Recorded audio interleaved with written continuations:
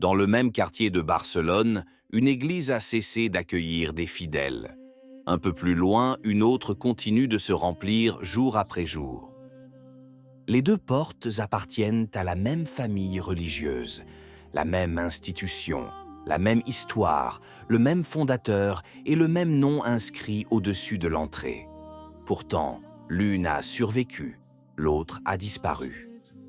Le fait que les deux soient restées ouvertes et que l'une est fermée est révélateur et mérite d'être approfondi, car il ne s'agit en aucun cas d'un cas isolé. En l'espace de 3 mois, la même scène s'est répétée 5 fois en Espagne, 5 fois en 90 jours, dans 5 villes différentes, d'une côte à l'autre.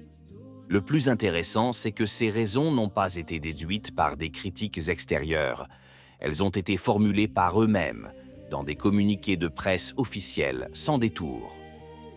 Alignons les dates les unes après les autres, en suivant l'ordre du calendrier, car c'est seulement ainsi que nous commencerons à entrevoir la situation dans son ensemble. Tout a commencé il y a longtemps, en 1968. Un groupe de jésuites, accompagnés de laïcs et de religieuses, s'installèrent dans un quartier appelé Bellvitge, en périphérie de Barcelone.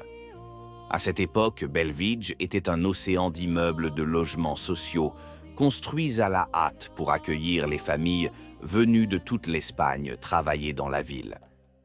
Personne ne va dans un endroit comme celui-ci, et c'est précisément pour cela qu'ils décident d'y aller, et surtout d'y rester vraiment, année après année, sans aucune date limite. Ils n'ouvrent pas d'université, ni ne construisent de bureaux de représentation. Ils s'installent dans le quartier parmi les habitants, partageant leur quotidien, rue après rue. La paroisse, les initiatives pastorales et le travail socio-éducatif auprès des enfants de la région furent mis en place. Elle devint l'un des apostolats sociaux les plus connus de l'Espagne d'après-guerre, largement cité en exemple. 57 ans s'écoulent. Fin 2025, le provincial annonce la fermeture de la communauté de Bellvitge et le désengagement de la compagnie vis-à-vis de la paroisse Notre-Dame de Bellvitge. Les jésuites qui y vivaient partent. Après près de 60 ans, ce quartier n'abrite plus de communauté religieuse, et c'est là que réside le point intéressant. Car il y a une chose qui ne ferme pas du tout, l'école. Le centre d'études Giovanni XXIII continue de fonctionner normalement, au sein du réseau éducatif de la société, comme si de rien n'était. Les salles de classe restent exactement comme avant. La maison où nous vivions ensemble, non. Voici les 2 portes dont nous parlions au début et regardez ce qui se passe dans les mois qui suivent. Début juin 2026, dans le quartier de Clot à Barcelone. À la fin de l'année scolaire, la résidence étudiante a également fermé ses portes, pour des raisons identiques aux précédentes, mot pour mot. Peu de jésuites actifs, un manque de vocation et une moyenne d'âge extrêmement élevée. Toujours en juin, mais de l'autre côté de l'Espagne, à près de 800 km au nord, à Gijón, sur la côte asturienne. La compagnie quitte la paroisse de San Esteban del Mar après 59 ans de présence ininterrompue. Vient ensuite Saragosse, où la résidence du Colegio del Salvador ferme ses portes. Puis Murcie, dans le sud-est du pays. Et en août, à cette même période, Saint-Jacques-de-Compostelle, la ville du chemin, l'un des 3 grands pèlerinages chrétiens. Les jésuites y étaient depuis plus d'1 siècle. Plus d'1 siècle de confessions, de prédications, d'étudiants qui ont foulé ces couloirs. À présent, eux aussi les quittent. 5 fermetures en 3 mois. Prises une à une, chacune semble être une décision administrative banale. Une communauté déménage, une paroisse passe au clergé diocésain, rien de dramatique. Mais mis ensemble, sur la même carte et le même calendrier, ils racontent une histoire complètement différente. Et à ce stade, la question inévitable se pose.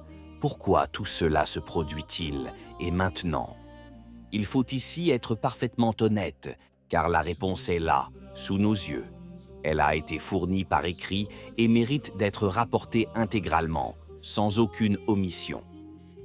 Il n'y a pas assez de jésuites, les nouvelles vocations n'arrivent pas, et ceux qui restent ont une moyenne d'âge très élevée, encore plus en Europe que dans le reste du monde. Il s'agit d'une réorganisation, expliquent-ils. Les communautés restantes sont regroupées afin d'adapter leur présence à la réalité professionnelle actuelle, et le travail dans la région se poursuit sans relâche. Les écoles, les centres communautaires et les activités pastorales se poursuivent, de plus en plus souvent assurées par des collaborateurs laïcs. C'est l'explication officielle de la société, et c'est une explication sérieuse, pas une excuse. Mais les chiffres sous-jacents nous aident à comprendre l'ampleur dont nous parlons réellement. En 1965, la Compagnie de Jésus comptait environ 36 000 membres dans le monde. C'était de loin le plus grand ordre religieux masculin de l'Église catholique. Aucun autre n'approchait un tel nombre. Aujourd'hui, il compte environ 14 000 membres. Moins de la moitié, en réalité bien moins de la moitié, et tout cela en l'espace d'une seule vie humaine. L'âge médian d'un jésuite dans le monde est d'environ 57 ans. En Europe, ce chiffre est encore plus élevé. Cela signifie que dans de nombreuses communautés européennes, le plus jeune membre religieux a souvent largement dépassé la quarantaine. Ce n'est pas une question de volonté ou d'engagement personnel. On ne peut pas maintenir des maisons ouvertes si elles ne sont pas habitées. C'est une question de calcul, avant même d'aborder la question pastorale. Mais attention, car voici un détail que presque personne ne mentionne lorsqu'on évoque ces chiffres. La Compagnie de Jésus ne disparaît pas de partout. Elle se déplace. Environ 2/3 des novices qui entrent aujourd'hui viennent d'Afrique et d'Asie. Les jésuites qui ferment leur maison sont européens, ceux qui entrent au noviciat, presque jamais. Ce qui se passe en Espagne n'est donc pas la fin d'un ordre religieux. C'est le déplacement de son centre de gravité, loin du continent qui l'a vu naître. C'est un fait qui se prête à des interprétations opposées, et il en reçoit d'ailleurs les deux. Certains y voient une preuve de vitalité, tandis que d'autres y voient un signe de capitulation. Et là, la question des deux portes demeure irrésolue, car elle ferme la maison où vivaient les gens, tandis que l'école, à quelques centaines de mètres de là, reste ouverte. Une interprétation possible est purement pratique. Une école peut parfaitement fonctionner avec du personnel laïque, rémunéré. Une communauté religieuse, en revanche, ne le peut pas, car cela nécessite du personnel religieux, et ce personnel fait défaut. Plusieurs observateurs proposent une autre interprétation, beaucoup plus radicale. Il faudrait conserver ce qui est viable et se débarrasser de ce qui n'était que coûteux. Cette vidéo ne permettra certainement pas de trancher entre les deux versions et la vérité. Toutefois, il est pertinent de conclure en donnant la parole à celui ou celle qui a tout déclenché. Les premiers biographes racontent qu'on a un jour demandé à Ignace de Loyola ce qu'il ferait si le pape décidait de dissoudre la Compagnie de Jésus, qu'il avait lui-même fondée. La réponse, selon leur dire, était qu'un quart d'heure de réflexion suffirait à lui apporter la paix. Un quart d'heure seulement, pour l'œuvre de toute une vie. Ce n'était ni de l'indifférence, ni de la résignation. C'était la conviction, assez désagréable, que l'œuvre ne lui appartenait pas en définitive et qu'il ne lui revenait pas de la préserver. 4 siècles et demi plus tard, alors que les portes se ferment les unes après les autres en Espagne, cette vieille phrase peut être interprétée de 2 manières diamétralement opposées. En guise de consolation, les œuvres passent, mais l'essentiel demeure. Ou encore, comme une question bien moins rassurante qu'il n'y paraît au premier abord, et bien plus opportune. Si un quart d'heure suffisait pour tout perdre, que cherchons-nous donc à préserver aujourd'hui?